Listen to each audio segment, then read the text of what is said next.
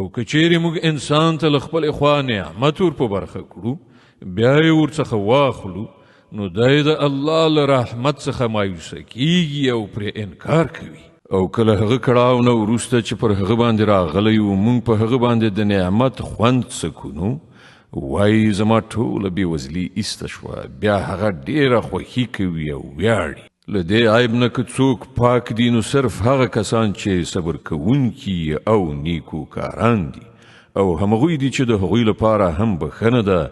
او هم لوی مکافات نو ای پیغمبره چیرته داسې نه وي چې ته له هغو شیانو څخه کوم شی له وینا نه پرېږدي چې تا ته وحي کیږي او په دې خبره باندې زړه تنګی شي چې هغوی به ووایي چې په دې سړي باندې کومه خزانه ولې راتویې نه شوه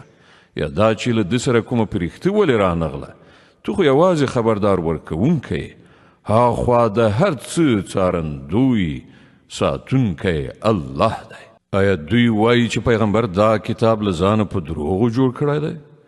وایه ښه که داسې ده نو د ده په څېر لس صورتونه په دروغو جوړ کړي راوړئ او له الله نه پرته نور چې هر څوک ستاسې معبودان دي هغوی که د مرستې لپاره رابللی شئ نو راویې بلئ که تاسې د دوی په معبود ګڼلو کې ریښتیني یاست